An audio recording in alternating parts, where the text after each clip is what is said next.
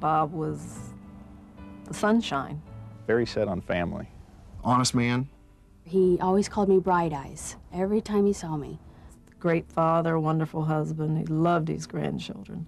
You felt that love from Bob Mintz, and he was like that with everybody. He comes from a huge family of 13 brothers and sisters. They didn't have a lot, so if they wanted what they wanted, they had to go out and make their own money. I think that gave him the drive that he needed to become successful. He was definitely a joker, and the majority of his jokes were corny, especially to us, because we heard him, it was the same recycled jokes over and over again.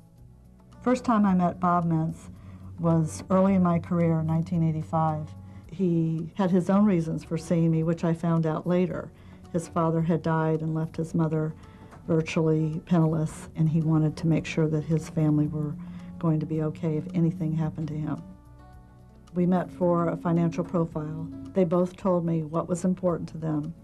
I then designed a plan around their needs and what they told me were their priorities. And that included disability insurance, life insurance, retirement planning, qualified plans through the business, making sure that his will and trusts were done. Every facet was challenged. One of the things he wanted to do was make sure that he had insurance all of his life. Another was he liked the idea that it would grow a cash value, because you can borrow from your cash value product at a very attractive interest rate. So he financed his business expansion with the cash values in that original life insurance policy.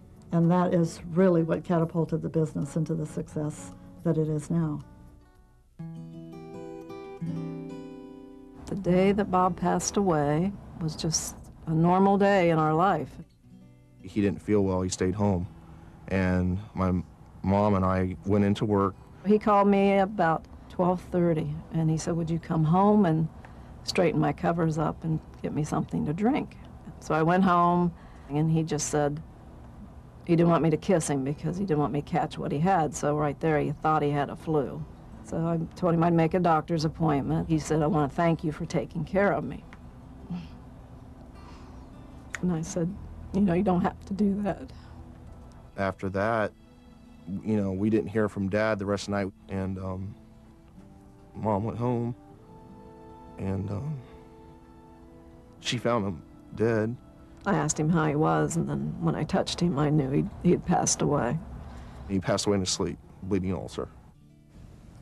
No, your whole life has changed. I just couldn't believe my ears, and I drove the hour to get to the house. All I kept thinking on the way there was, dear God, give me the strength to get through this. I have to be the thinking mind. They're going to be counting on me to do what's right. A few days later, they asked me if I would read the eulogy at his funeral. And I got through it okay until the priest read a letter about all the charitable giving that Bob had done. It just overwhelmed me that this man, who I call the kindest man I've ever met, had done so much more and never told a soul. The life insurance really helped my mother. It's helped me to relax and travel and just not go crazy. Even though my dad is gone, I know that he's still providing for us. He set things in motion that will take care of us for a long time to come. Having a good, sound financial plan with somebody that you respect and trust is the ultimate peace of mind. I always tell Michelle she saved my life, which she did.